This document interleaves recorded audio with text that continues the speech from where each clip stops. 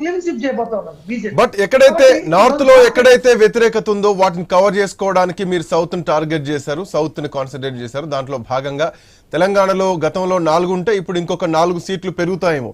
But మీరు expect చేసినటువంటి తమిళనాడులో కానీ కేరళలో కానీ పెద్దగా ఎఫెక్ట్ చూపించేటువంటి అవకాశాలు భారతీయ జనతా పార్టీకి కనిపించడం లేదు అన్నది స్పష్టంగా ఇప్పుడు వస్తున్నటువంటి ట్రెండ్స్ లో కనిపిస్తోంది.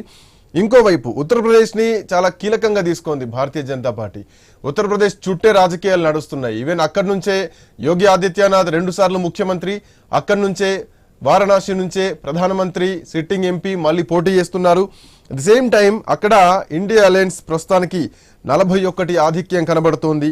38 స్థానాలతో, అంటే దరిదాపు 3 స్థానాలు తక్కువ ఎన్డీఏ కూటమి కనిపిస్తోంది. ఉత్తరప్రదేశ్లో భారతీయ జనతా పార్టీ అయోధ్య రామ మందిరాన్ని కట్టించినా గానీ యూపీ ప్రజలు అక్కడ బీజేపీని ఏమైనా కొంత వ్యతిరేకించారనుకోవచ్చా? ఎన్డీఏ కూటమి వైపే భారీగా పోతోంది. తో పాటు అఖిలేష్ యాదవ్ ఎస్పీ సమాజ్వాదీ పార్టీతో కలిసి కాంగ్రెస్ పార్టీ వెళ్తోంది. సో కొంత వ్యతిరేకత అక్కడ మీకు ఎదురైందని భావిస్తున్నారా? ఖచ్చితంగా శ్రీకాంత్, నిజంగా చెప్పాలంటే ఈ రోజు ఇండి కూటమి వాళ్ళు చేసినటువంటి ఏదైతే వాళ్ళు ప్రచారం చేసారో, ఈ దేశంలో భారతీయ జనతా పార్టీ నరేంద్ర మోడీ గారు 3వ సారి ప్రధానమంత్రి అయితే రిజర్వేషన్లు తీసేస్తామని చెప్పేసి, తర్వాత మైనార్టీ వర్గాల హక్కులు మొత్తం కాల్చేస్తారని చెప్పేసి, భారత రాజ్యాంగాన్ని రద్దు చేస్తారని చెప్పేసి, ఈ విధంగా భారతదేశంలో అభివృద్ధి జరగలేదని చెప్పేసి, మత శిస్తులు పెడతా ఉన్నదని చెప్పేసి, ఈ విధంగా మైనార్టీ వర్గాల దగ్గర మొత్తం కూడా భారతీయ జనతా పార్టీ ఇండియా కూటమికి సంబంధించినటువంటి మొత్తం కూడా వాళ్ళు కన్విన్స్ చేసే ప్రయత్నం చేసి సక్సెస్ అయ్యారు. వాళ్ళు గట్టిగా చెప్పాలంటే, అంటే వాళ్ళు సక్సెస్ అయ్యారంటే అవి నిజాలు అనుకోవచ్చా? సక్సెస్ అయ్యారు అంటే అవి నిజాలే అనుకోవాలి కదా. భారతీయ జనతా పార్టీ అధికారంలో ఉన్నప్పుడు ఎవరిపైన ఎలాంటి దాడులు జరగలేదు. మనం చూస్తా ఉన్నాం 10 సంవత్సరాల పాలనలో ఎవరిని బయటికి వెళ్ళగొట్టలేదు. ఈరోజు ట్రిపుల్ తలాక్ విషయంలో ఎంతో మందికి రిలీఫ్ ఇచ్చినాము. 370 ఆర్టికల్ విషయంలో భారతదేశంలో ఉన్నటువంటి ప్రధానమైనటువంటి సమస్య, ఆ సమస్యను ఈ రోజు తీర్చిదిద్దినము. ఈరోజు అనేకమైనటువంటి చట్టాలు తీసుకొస్తా ఉన్నాము. సిఏ ఈ రోజు అమలు చేస్తా ఉన్నాము, ఎన్ఆర్సీ పెడతా ఉన్నాము.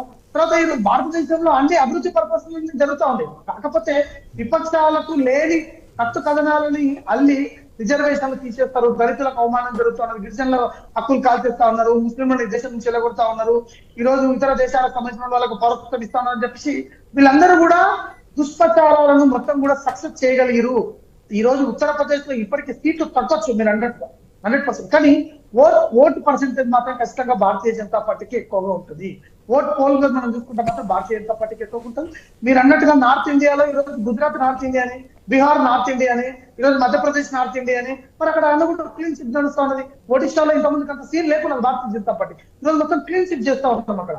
అంటే రాజస్థాన్ లో కూడా ఈరోజు మంచి సత్తా చాటుతా ఉన్నాం. మేము ఎక్కడ చెప్పుకున్నా గానీ, ఎక్కడ చేసినా గానీ భారతీయ జనతా పార్టీ కావచ్చు, ఇక్కడ ఇండియా కూటమి కావచ్చు, మేము నిజాలే చెప్పినాం, చేసేది చెప్పినాం, చేయబోదేది చెప్పినాం. కానీ వీళ్ళు రాజ్యాంగాన్ని రద్దు చేస్తారని చెప్పి, ముస్లింల హక్కులు పోతాయి, దళితుల రిజర్వేషన్స్ పోతాయి, ఈ దేశంలో ఏదో జరుగుతా ఉన్నది, రాజ్యాంగాన్ని రద్దు చేస్తా ఉన్నారని చెప్పేసి వీళ్ళ అవాస్తవాలు ప్రజల దగ్గర తీసుకెళ్లారు. ఆ విధంగానే ఓట్ బ్యాంక్ తీసుకోగలిగారు తప్ప ఈ రోజు ఇండియా కూటమిని అధికారంలో ఆపగలిగే సత్తా ఎవరికన్నా ఉన్నది ఈరోజు ఎవరికి లేదు. నిజానికి కూడా ఈరోజు భారతీయ జనతా పార్టీ తోడైనందుకే ఆంధ్రప్రదేశ్ లో ఒక మంచి ఫలితాలు వచ్చినాయి. లేదంటే ఓటు పర్సెంటేజ్ చీలిపోతుండే, ఈరోజు మళ్ళీ పరిస్థితి హంగ్ ఏర్పడే పరిస్థితి వస్తుంది అక్కడ. ఈరోజు భారతీయ జనతా పార్టీకి సపోర్ట్ అయ్యింది. జనసేన వాళ్ళు ఎంత త్యాగం చేసినట్టే వాళ్ళ త్యాగాలకు చేతులెక్కి మొక్కాలి. వాళ్ళ కార్యకర్తలు ఎంతవరకు ఇబ్బంది పెట్టినా కానీ పవన్ కళ్యాణ్ గారు 1 స్టాండ్ గా నిజానికి పవన్ కళ్యాణ్ లాంటి ఒక గొప్ప లీడర్ ఈ రోజు గెలుస్తా ఉన్నారు. ఆయన ఈ రోజు నూతన శతకం అనేది ఈ రోజు ఆవిర్భవిస్తా ఉన్నారు. పవన్ కళ్యాణ్ గారు కూడా నిజంగా శుభాకాంక్షలు చెప్పాల్సిన పరిస్థితి.